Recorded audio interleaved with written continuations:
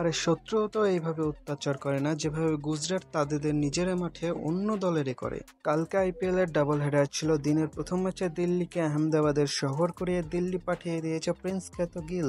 নিজের ঘরে ডেকে এনে অতিথিদের তুলোধুনো করেছে। একেই তো দিল্লির পুরো ব্যাটিং ইনজুরিতে পড়ে আছে, সেখানে শুভমান গিল দিল্লিকে ব্যাটিংয়ে পাঠাচ্ছে। মানবতা বলতে কিছু আছে না। তবে গুজরাটের মানবতা না থাকলেও মানবতা আছে সিরাজ। শুরুতে দিল্লিকে ফর্মে ফিরিয়ে মাত্র 3 রানের জন্য নিজের হাফ সেঞ্চুরি মিস করেছে বোলিং। আর এইদিকে দিল্লির ছেলে হয়ে দিল্লির প্লেয়ারদের খেয়ে দিচ্ছে ঈশান্ত শর্মা। আশুতোষের সাথে মাঠেই করতে লাগছিল তর্কাতর্কি। তবে দিল্লি শুরুতে অস্ট্রেলিয়া হলেও শেষে এসে আরসিবি হয়ে গেছে। ফিনিশ করতে গিয়ে নিজেদেরই ফিনিশ করে দিয়ে শেষ পর্যন্ত 203 রানের টোটাল ছুড়ে দেয় গুজরাটের সামনে। এই লক্ষ্য তাড়া করার জন্য ভালো শুরু দরকার ছিল। গিলের খেলতে ভালো না লাগলেও বাটলারে কালকে মুড চলে আসছিল। আর এইভাবে তো নিজের শিক্ষকও মারে না, যেভাবে বাটলার দিল্লির বোলারদের পেটাচ্ছিল।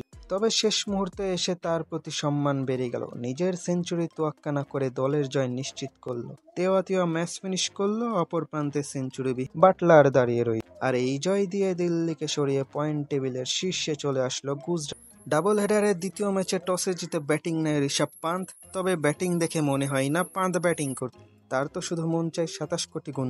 আর্চারের প্রথম ম্যাচে কেই গত দিল যে বান্দার কাউকে ক্রিজেই দাঁড়াতে দিচ্ছে না। মার্চ পুরান পান্থ ড্রেসিং রুমের পথ ধরলেও মা আকরাম বাদনি সামাদের জোরে চ্যালেঞ্জিং পুঁজি পায় লখনৌ।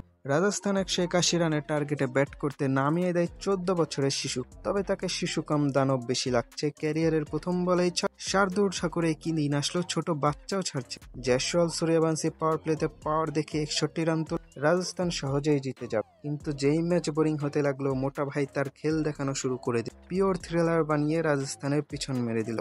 গত ম্যাচে স্টার্কের সামনে 9 রান না তুলতে পারা দল আবার সেই 9 রানের সামনে। এবারও same equation, same batter, different bowler, কিন্তু রেজাল্ট সেম।